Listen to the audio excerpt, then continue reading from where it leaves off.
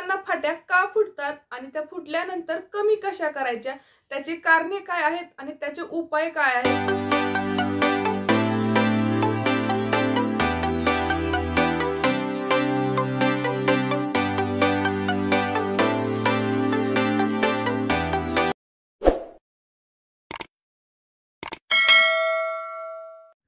Hello friends, मी वर्षा आपलं सर्वांचं मनापासून स्वागत करते। कसे आहात सगळे? मी मस्त आणि मजेत आहे।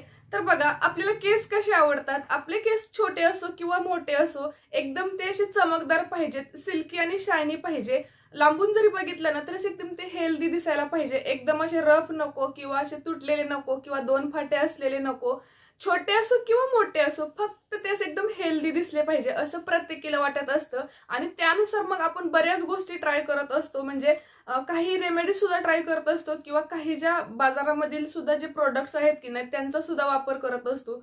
पण तुम्हाला माहितीये का, खूप दिवसांपासून ना एका विषयावरती व्हिडिओ बनवायचा होता, तो म्हणजे केसांना फाट्या का फुटतात आणि त्या फुटल्यानंतर कमी कशा करायच्या, त्याची कारणे काय आहेत आणि त्याचे उपाय काय आहेत। तर स्प्लिट एंड्स म्हणजेच काय, तर केसांना फाटे फुटणे जे की एकदम कोरडेपणा किंवा इतर कारणांमुळे आलेले असतात आणि आपल्या केसांच्या टोकांना एक किंवा दोन टोकांमध्ये ते विभाजित झालेले असतात किंवा अनेक भागांमध्ये सुद्धा झालेले असतात। त्यामुळे काय होतं, तुमचे केस फक्त थोडेफार म्हणजे एकतर वरून आणि त्याच्या आतल्या साईडने थोडेफार हेल्दी दिसतात, म्हणजे त्याच्यावरती चमक असते, बाकी इतर केसांवरती की नाही पूर्ण ड्रायनेस असतो, एकदम कोरडेपणा आलेला असतो, थोडासा पांढरट भाग झालेला असतो आणि एकदम शेवटी एकसारखे केस तर नसतातच, पण शेवटचे जे केस असतात की नाही तर ते असं वेगवेगळ्या भागांमध्ये दिसतात आणि थोडंसं पांढरे सुद्धा त्याचे एकदम लास्टचे टोक दिसतात, म्हणजेच ते फाटे असतात ते एकाच दिवशी झालेले नसतात, तर त्याच्यासाठी खूप वेळ गेलेला असतो। तर ही प्रोसेस कशी होती किंवा याची कारणे काय आहेत हे सुद्धा आपण बघणारच आहोत। केसांमध्ये कमी प्रमाणात फाटे असू द्या किंवा जास्त प्रमाणात फाटे असू द्या, ते केसांसाठी घातकच आहे। कारण की बघा, सुरुवातीला जरी ते कमी प्रमाणात असलं ना तर त्याचं प्रमाण जास्त वाढतं। कमी प्रमाणात आपण त्याचे थोडं ट्रिम करून कट करू शकतो। केसांमध्ये ना जास्त प्रमाणातच जर फाटे असतील ना तर मग काय करायचं, प्रत्येक वेळी केस कापून टाकणे हा तर पर्याय नाही ना।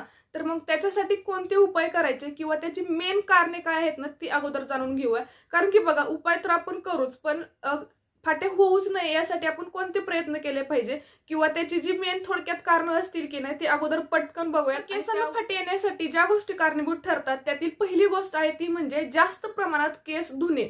आठवड्यामधून तुम्ही बघा 1 किंवा 2 वेळेला केस धुवू शकता। काही जणांना खूप जास्त हेअर वॉश करायची सवय असते, दिवसाआड काही जण करतात। जास्त केस धुतल्यामुळे काय होतं, आपण शॅम्पूचा वापर जास्त प्रमाणात होतो आणि त्यामुळे आपल्या केसांमधील जे नैसर्गिक तेल असतं ते निघून जातं। तर दुसरं कारण आहे की आपल्या केसांवरती केमिकल किंवा कलर्सचा वापर करणे। आपण हेअरस्टाईल करण्यासाठी किंवा केसांना वेगवेगळा कलर पाहिजे यासाठी ना आपण थोडंसं असे काही प्रोडक्ट्स यूज करतो की जेणेकरून आपल्या केसांमधील नैसर्गिक तेल म्हणा किंवा नैसर्गिक जे एक मॉइश्चर असते की नाही तर ते निघून जातं आणि आपले केस कोरडे होतात। आणि कोरडे केस झाले की तिथून पुढची जी प्रोसेस असते ना ती स्प्लिट एंड्सचीच असते।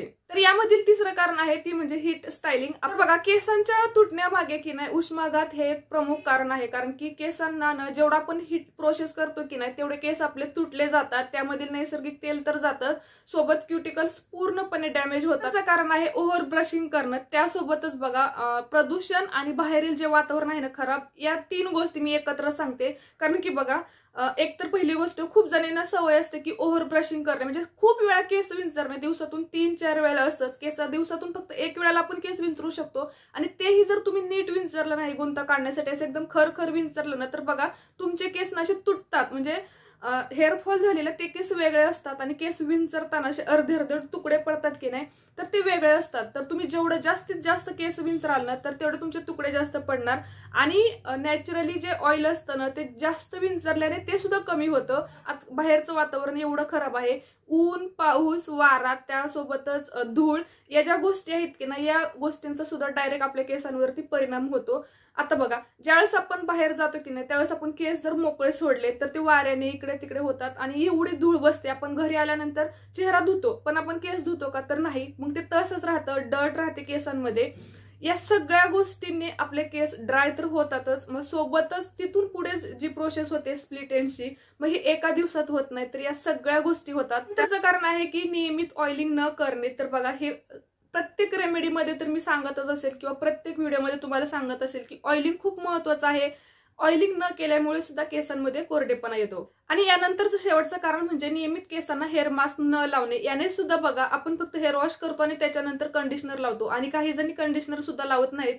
मग बघा केसांमध्ये कोरडेपणा येतो आणि हेअर मास्कने आपले केस अजूनच हेल्दी होतात आणि ते न केल्यामुळे सुद्धा कोरडेपणा होतो. आणि हा कोरडेपणा एका दिवसात नाही तर या सगळ्या कारणांनी येतो हळूहळू. आणि वेळोवेळी ट्रिमिंग न केल्याने सुद्धा आपल्या केसांमध्ये फाटे येतात. तर या सगळ्या गोष्टी बघा लक्षात घ्यायच्या आहेत की आपण कोणत्या टाळू शकतो आणि कोणत्या आपल्याला करायच्या आहेत. आता केसांना फाट्या का फुटतात आणि त्याचं प्रमाण कसं वाढत जातं किंवा आपले केस कसे कोरडे होतात हे तर आपण बघितलं. यावरती उपाय म्हणून आपण काय करणार आहोत, तर यावरती उपाय म्हणून पहिली गोष्ट करायची आहे ती म्हणजे केसांना वेळोवेळी ट्रिमिंग करणे.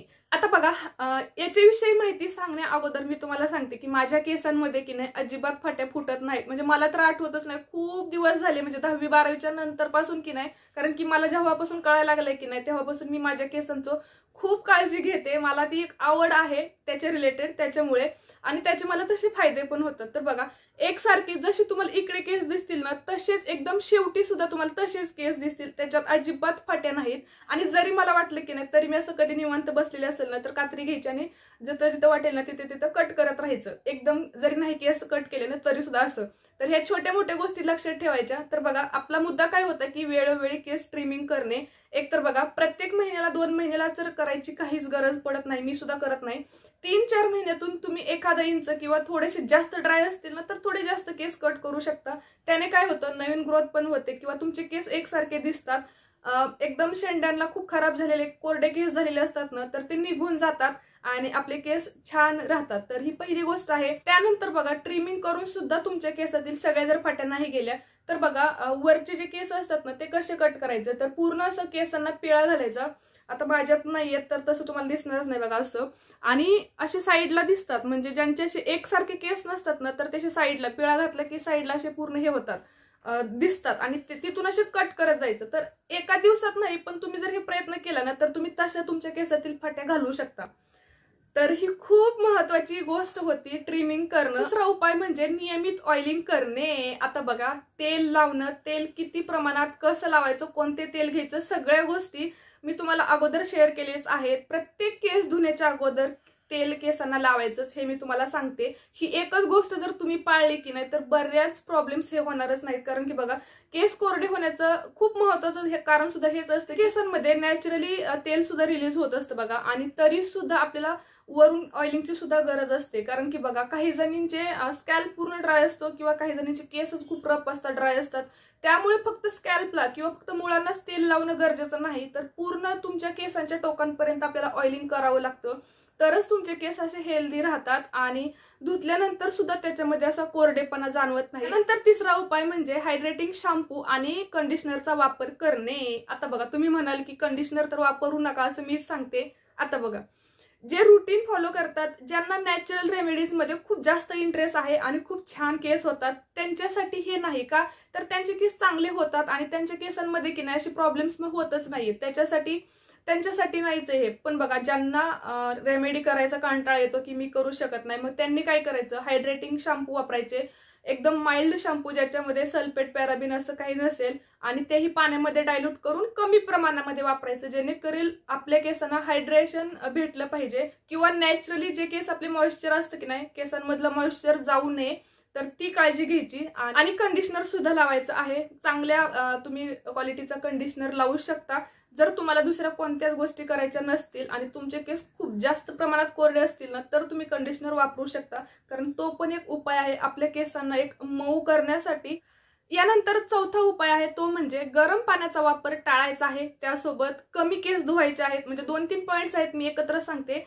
आणि त्यानंतर केस सुकवण्यासाठी मायक्रोफायबरचा टॉवेल यूज करायचा आहे. आता बघा केस धुण्यासाठी आपल्याला कमीत कमी एकदम एक तर थंड पाण्यानेच धुवायचं आहे, पण थंडीच्या दिवसामध्ये किंवा तुम्हाला सवय नसेल ना तर थोडंसं कोमट पाण्याचा वापर करा.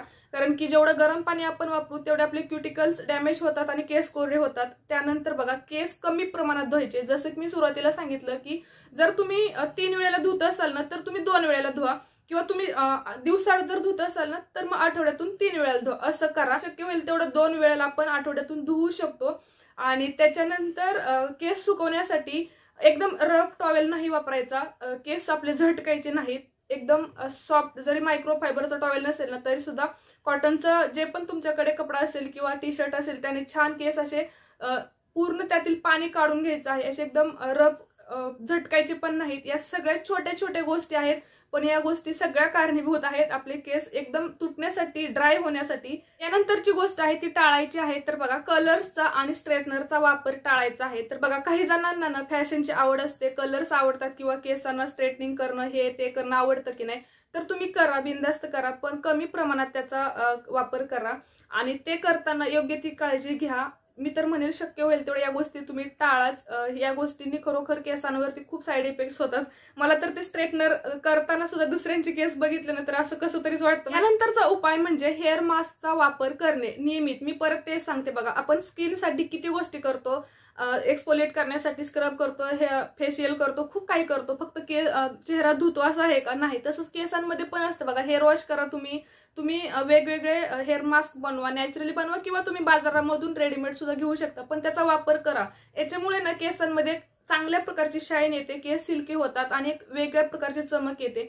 म्हणजे ज्यावेळेस आपले क्युटिकल्स म्हणजे केसांवरचं जे मेन आवरण असते की नाही ते जेवढं हेल्दी राहील की नाही तेवढे आपले केस चांगले राहतात, म्हणजे कोरडे होत नाहीत. याच्यामध्ये मग बघा, तुम्ही घरगुती जे हेअर मास्क असतात जे मी तुमच्यासोबत व्हिडिओ शेअर करते ते तुम्ही वापरा किंवा मग रेडीमेड वापरा, पण तुम्ही आठवड्यातून एकदा किंवा 15 दिवसातून एकदा तरी हेअर मास्कचा वापर नक्की करा. कोरडे केस असतील, एकदम रफ असतील, फाट्या असतील ना, तर मी तुम्हाला सांगू शकेल की नाही तर जास्तीत जास्त ॲलोवेरा आणि जास्तीत जास्त हिबिस्कस म्हणजे जास्वंदीची फुलं यांनी जे मी हेअर मास्क बनवते ना तर ते तुम्ही नियमित वापर करा. त्याने तुम्हाला एवढा फायदा होईल, केस वाढतील सुद्धा आणि वरून त्याच्यातील जे पण काही गोष्टी आहेत ना की ड्राय झालेल्या आहेत किंवा रफ आहेत, म्हणजे केस खरोखर स्ट्रॉंग होतील आणि खूप छान होतील. तुम्ही या गोष्टी पाळा हेअर मास्कच्या रिलेटेड. आपल्या चॅनलवरती खूप सारे व्हिडिओज आहेत, तुम्ही ते बघा आणि तसं तुम्ही प्रोसेस करू शकता. त्यानंतरची गोष्ट टाळायची आहे तर हार्ड ब्रशिंग टाळायचं आहे आपल्याला. हार्ड ब्रशिंग म्हणजे की केस विंचरताना एकतर खूप असं रफली केस विंचरायचे नाही. आपले एकतर खूप नाजूक असतात आणि त्यांना तेवढंच नाही का एकदम प्रेमाने आपल्याला हँडल करायला पाहिजे.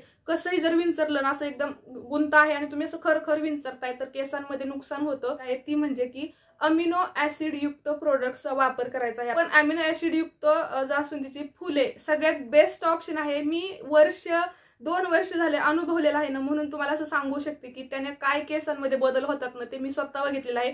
मला असं विचारता येतं आता माहितीये का की तू खरंच सांग केसांना काय लावते, की तुझे केस खरंच एवढे भारी झालेत किंवा एवढे लांब कस काय झालेत एवढ्या कमी वेळामध्ये. मी गावी वगैरे गेली की नाही तर मी तुम्हाला हे माझा एक्सपिरियन्स शेअर करते, जेणेकरून तुमचा विश्वास बसेल आणि तुम्ही ते कराल. तर सगळ्यात जास्त अमिनो ऍसिड हे जे आहे की नाही हे जास्वंदीच्या फुलामध्ये, पानामध्ये आहे, की जे केस वाढायला स्पेशली आणि केसांना एक हेल्दी ठेवायला मदत करतं. तर त्याचा तुम्ही नियमित वापर करा. तुम्ही कोणत्याही प्रकारात करा, जसं की ऑइलिंग आहे त्याच्यात तुम्ही ऍड करा, हेअर मास्क आहे, टोनर आहे, असं खूप गोष्टी आहेत की नाही त्याच्यामध्ये तुम्ही या गोष्टी ऍड करायच्या आहेत आणि तुमच्या केसांची काळजी घ्यायची आहे. आजच्या व्हिडिओमध्ये आपल्या केसांना फाट्या होऊच नये, झाल्या असतील तर त्या काय करायचं, काय टाळायचं, सगळ्या गोष्टी मी तुमच्यासोबत शेअर केलेल्या आहेत. तुम्हाला हा व्हिडिओ कसा वाटला हे मला नक्की कमेंट करून सांगा आणि ही माहिती सुद्धा तुम्हाला कशी वाटली ते सुद्धा सांगा. तेच संपवते हा व्हिडिओ. नेक्स्ट व्हिडिओमध्ये भेटूयात. धन्यवाद.